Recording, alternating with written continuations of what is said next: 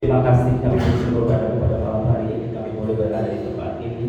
Kami boleh berkumpul di tempat ini dari berbagai suku bangsa. Kami boleh pertemukan dipersatukan oleh karena kasih Kristus. Terima kasih Tuhan Yesus. Kami saat ini akan memberikan penghiburan bagi keluarga yang ditinggalkan oleh seorang suami, oleh seorang ayah yang kami kasih, oleh saudara sahabat yang kami cintai, yaitu Bapak Paul. Kami percaya Tuhan, beliau sudah mendahului kita. Namun kami percaya Roh Kudus akan memberikan penghiburan buat keluarga yang ditinggalkannya. Terima kasih. Berkati setiap kami yang akan mendengarkan kebenaran firman-Mu dan setiap kuasa-kuasa yang ada di tempat ini yang bukan berasal dari Tuhan. Kami singkirkan semua di dalam nama Tuhan Yesus. Dan kami mengundang Roh Kudus bekerja di tempat ini sepenuhnya dan ambil alih acara pemberitaan kebenaran firman-Mu supaya setiap perkataan kebenaran firman-Mu itu menguatkan, meneguhkan, dan menghibur kami semua dan secara khusus buat keluarga yang ditinggalkan. Terima kasih Bapak, kami sambut kebenaran firman-Mu di dalam nama Yesus Kristus yang percaya dan siap diberkati Tuhan. Sama-sama katakan amin. Haleluya. Silakan duduk. Shalom. Shalom. Ya, terima kasih banyak untuk kesempatan yang luar biasa pada malam hari ini kita dipertemukan bersama-sama. Kenapa ada jaringan kota, kenapa ada kawan-kawan yang kita berkumpul di tempat ini, kenapa ada tadi Manado Popo ya kan? Tapi bukan Popo nakal kan, bukan ya. Popo itu satu nama daerah ya. Itu dekat daerahnya apa ya? Oh ya, Topasi sana ya. Jadi saya percaya bahwa kita berkumpul di tempat ini kita karena dipersatukan oleh satu darah, yaitu darah Yesus Kristus. Amin. Amin. Sehingga kita nggak perlu memandang kita dari gereja mana, dari kelompok mana, komunitas mana. Tapi saya percaya kenapa kita ada di tempat ini karena salah satu saudara kita yaitu Ibu Herli adalah seorang yang sangat aktif ya, baik di kawan Nua, di jaringan kota, di tim pelayanan rumah sakit, dan beliau itu Ibu Herli itu seorang yang luar biasa ya. Saya seringkali julukin Ibu Syahrini ya, karena kan penampilannya seperti Syahrini gitu kan. Jadi saya seringkali yang namanya menghibur ya harus ketawa ya, oke? Ya karena itu saya katakan bahwa kita dipersatukan semuanya ya.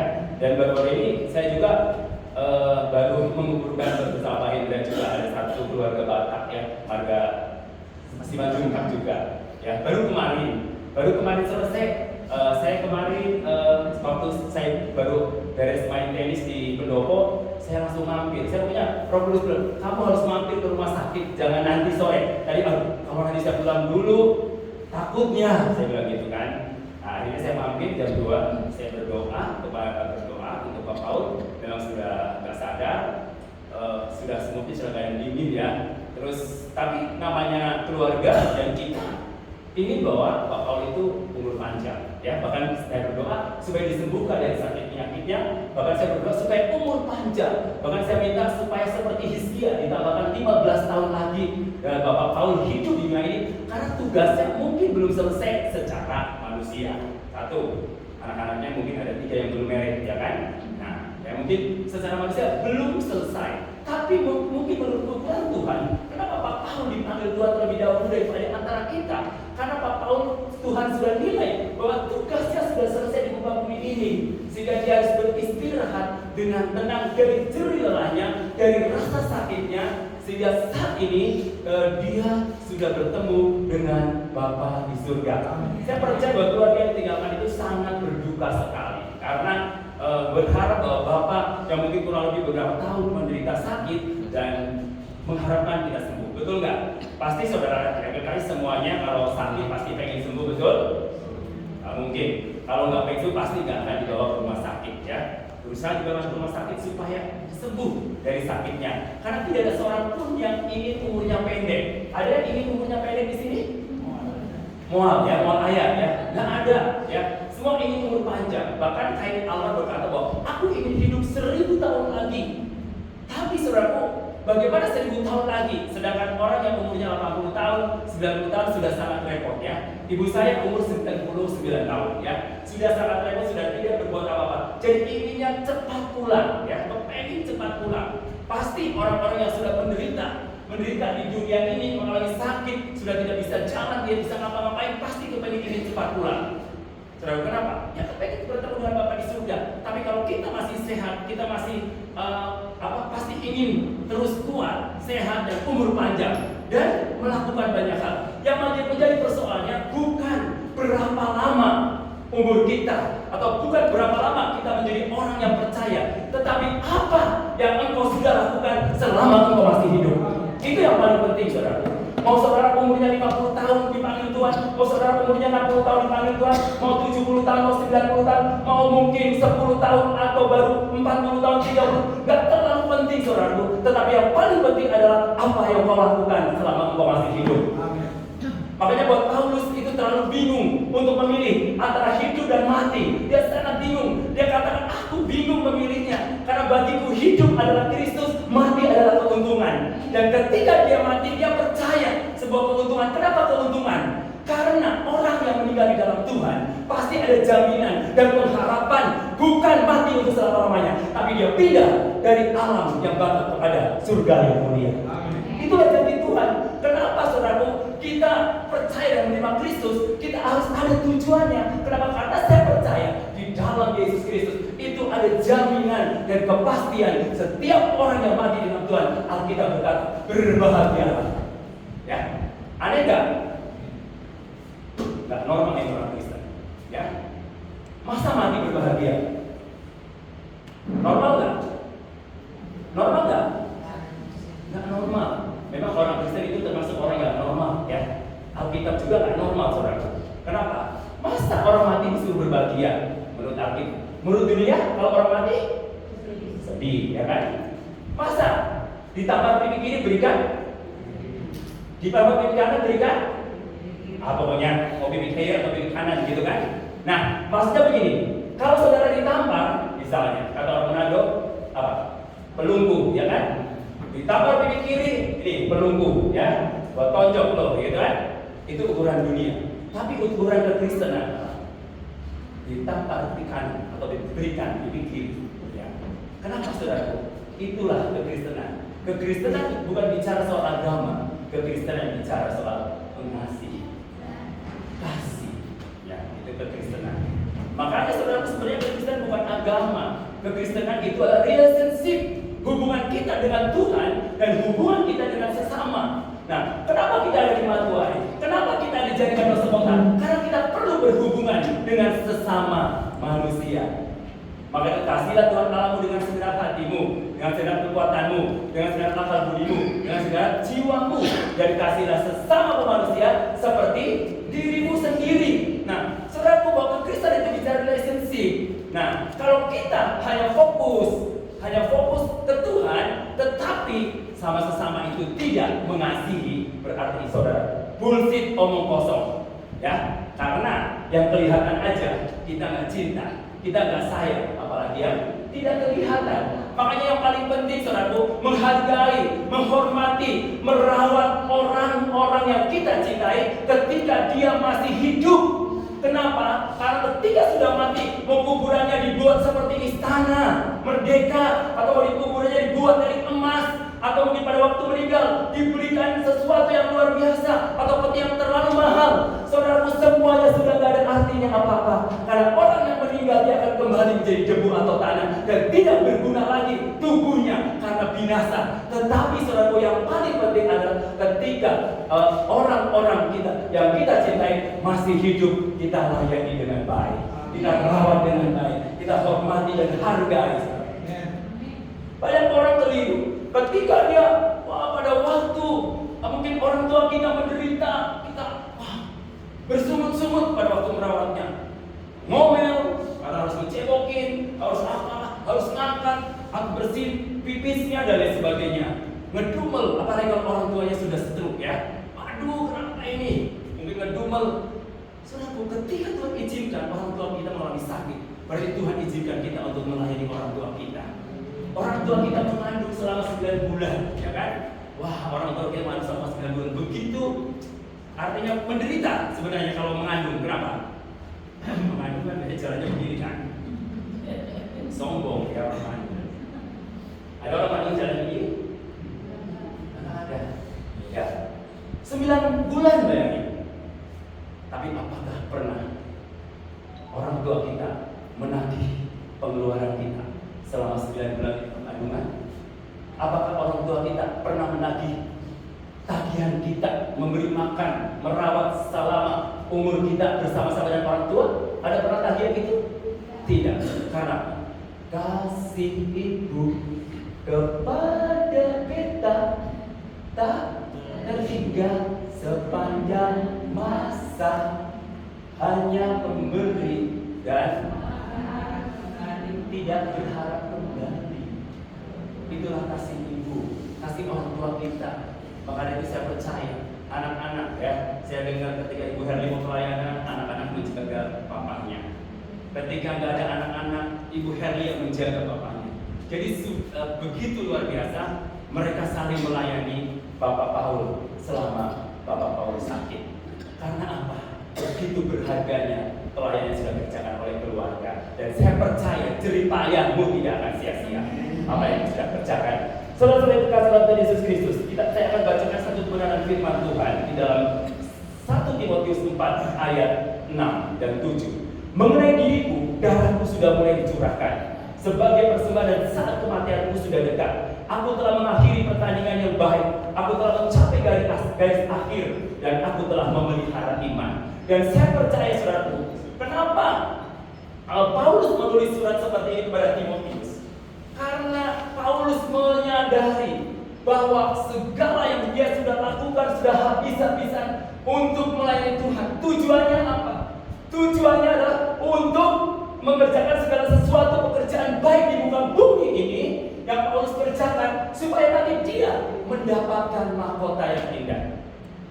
Dan saudaraku, ketika saudara pergi ke satu kuburan, ya, batu nisan saudara akan lihat pasti ya, ada tulisan apa?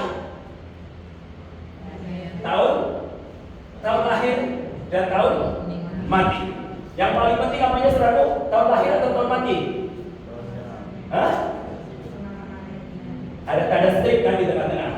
Dan yang paling penting apa? Tahun lahir atau tahun mati? Yang paling penting tanda stripnya, ya. Itu kan tanda saudara hidup selama itu, dan saudara apa yang saudara isi tanda strip itu, tulisannya apa? Mau jadi penjahat, mau jadi orang baik, nah disitulah tertulis. Itu yang paling penting. Makanya Paulus bingung, apakah hidup atau mati. Dia bilang, kalau aku hidup, aku harus berbuah, harus berarti, bermanfaat buat orang lain, bermanfaat buat keluarga saya, buat gereja saya, buat komunitas di mana saya berada. Itulah saudara harus isi. Mau jadi pemabuk, isi. Nanti ketika telah meninggal dunia, Bapak Abraham seorang pemabuk dan pencuri, kira-kira malu nggak?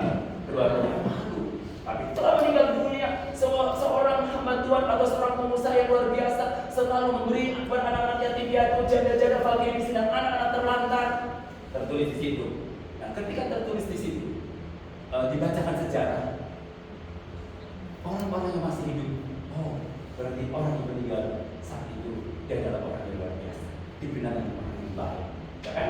Kalau gajah mati meninggalkan gading, manusia mati meninggalkan nama baik, jauh lebih penting daripada harta kekayaan.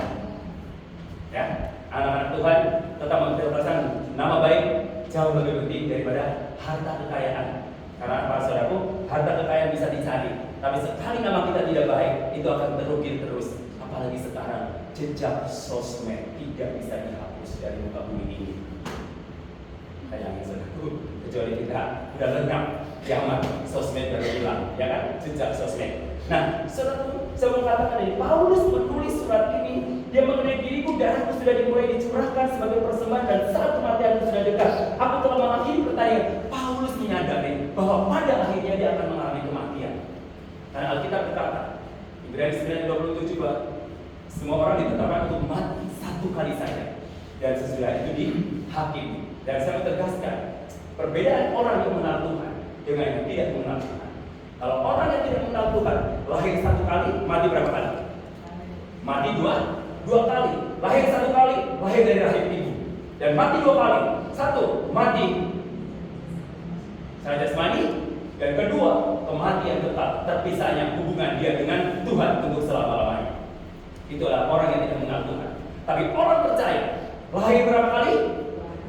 Lahir dua kali. Lahir dari rahim ibu dan lahir baru di dalam Yesus Kristus. Pada waktu saudara mengenal dan menerima Kristus sebagai Tuhan dan Juru Selamat pribadi. Dan mati berapa kali? satu kali, yaitu terpisahnya ya saat ini yang Bapak Paul alami. Saya mau tanya, apakah saudara yakin pasti ketika saudara mati akan masuk surga? Amin. Siapa yang pengen cepat masuk surga angkat tangan? Nggak ada kan? Nggak ada, ya kan? Kita belum waktunya, ya, belum waktunya. Walaupun ada orang yang berusaha minum baikon, kepengen cepat mati, nggak mati. Tertolong saudaraku. Kepengen bunuh diri, nggak mati juga. Ada teman saya waktu itu ditolak cintanya, dia pergi dia lagi sekolah Alkitab, ditolak cintanya, pada waktu nembak seseorang ditolak, dia mau bunuh diri, dia sudah bawa tali. Cuma anehnya bunuh dirinya di atas pohon kopi. Kan pendek, nanggung banget ya kan? Nanggung banget istilahnya. Kenapa nggak bunuh dirinya di pohon yang lebih atas lagi, gitu kan? Kenapa? Karena cari perhatian. Biar dengan cara bunuh diri, biar ceweknya mendengar, nanti akhirnya bisa menerima cintanya. Sorry, ya, enggak. Saya mau katakan bahwa begini, bahwa semua orang pasti akan mengalami kematian, dan kita tinggal tunggu giliran kita. Maka dari itu, apa yang akan menyertai kita ketika kita mati? Harta, emas, perak, intan, permata, rumah yang kita miliki, mobil yang kita miliki, nggak akan ada yang menyertai kita kecuali peti dan jas yang akan menyertai kekuburan. Itu pun akan kembali menjadi debu. Tapi yang menyertai kita apa? Perbuatan baik. Itu yang akan menyertai kita. Maka dari itu satu, investlah sebanyak-banyaknya di BCA, Bank Sentral. Saudara punya banyak uang, invest di BCA, Bank Sentral. Invest dengan perbuatan baikmu, karena itulah yang akan menyertai pada waktu pemulihan. Amin. Ya, saudaraku. Jadi pada waktunya kita semua akan mati, tapi kita nggak tahu kapan waktunya. Nggak usah mikirin lah. Pokoknya kita nikmati, enjoy, healing ya. Jangan dipikirin, saudaraku. Jangan dipikirin. Mungkin saudara pikir saya banyak duit karena sering pergi-pergi. Saya aminkan aja, ya kan? Saya pergi dengan iman, mujizat Tuhan pasti terjadi. Saya nggak mikirin, aduh, nanti gimana ya? Nanti cicilannya gimana? Pokoknya ketika Tuhan suruh pergi, aku pergi. Karena saya percaya, ketika pergi sama-sama dengan Tuhan, Tuhan pasti bertanggung jawab atas hidup kita. Amin. Amin, saudaraku. Haleluya. Saudara, dan aku telah mengakhiri pertandingan yang baik, aku telah mencapai garis akhir, dan aku telah memelihara iman. Saya percaya bahwa iman yang dilakukan oleh Bapak Paul akan menjadi teladan buat anak-anak dan keluarga yang ditinggalkannya. Dia telah mengakhiri pertandingan dengan baik. Dia telah mencapai garis finish karena dia tidak menyangkal kepada Tuhan yang dia sembah. Sampai akhir hidupnya dia tetap memuliakan Tuhan dan dia tetap percaya Tuhan. Mungkin karena dalam waktu sakit beberapa tahun dia tidak bisa beribadah, bukan berarti dia tidak mengenal Tuhan. Dia tidak pergi ke gereja, bukan berarti dia tidak mengenal Tuhan. Karena mengenal Tuhan tidak ditentukan oleh satu tempat atau lokasi. Mengenal Tuhan adalah hubungan hati kita dengan Yesus Kristus, Raja di atas segala raja. Mari saudaraku, dimanapun saja berada, Tuhan ada bersama-sama dengan kita. Nah, saudaraku, Tuhan kenal kita. Saudara kenal Tuhan nggak? Kenal Tuhan? Saudara kenal Pak Jokowi? Saudara tahu Pak Jokowi? Tahu. Tapi Pak Jokowi kenal kita nggak? Enggak. Saudara kenal Agus Monica? Kenal nggak? Kalian suka follow IG-nya dan sebagainya? Enggak. Ada yang follow? Di follow enggak? Ada. Karena dia nggak kenal kamu. Tapi kalau follow Yesus pasti di follow sama Yesus. Amin. Kalau jangan tahu saudara, follow Yesus selama-lamanya sampai kita mati dan dia akan follow back kita. Saudara agung-agungkan orang yang betul mungkin sama saudara. Dia follow, saudara follow dia. Dia nggak kenal, dia nggak follow dia. Tapi Yesus dia kenal kita. Tapi dia follow Yesus, pasti dia follow back kita. Amin. Maka itu follow Yesus sampai akhir hayat dan mengakhiri pertandingan yang baik dan kerjakan keselamatan Isilah tanda strip itu dengan perbuatan baik. Itulah yang akan menyertaimu sampai akhir hayat hidupmu dan menjadi modal investasi kerajaan Allah yang engkau akan buat ketika engkau sudah dipanggil oleh Tuhan. Jangan pernah pusing dengan omongan orang lain ketika engkau berbuat baik. Fokuslah kepada Yesus Kristus yang kita kenal. Karena hidup kita bukan ditentukan oleh perkataan orang lain, tapi hidup kita ditentukan oleh apa? Perkataan firman Tuhan. Itu yang paling penting. Buat keluarga yang ditinggalkan, jangan takut, jangan bersedih terus-menerus. Karena ayah dan suami Bu Hermi dia kembali ke pangkuan Bapa di surga. Bapak Paul, selamat jalan, sampai jumpa di Yerusalem. Haleluya. Tuhan Yesus memberkati. Kita semua jangan berdiri. Kadang mungkin doa-doa kita nggak dijawab oleh Tuhan dalam waktu yang cepat. Tetapi kita percaya bahwa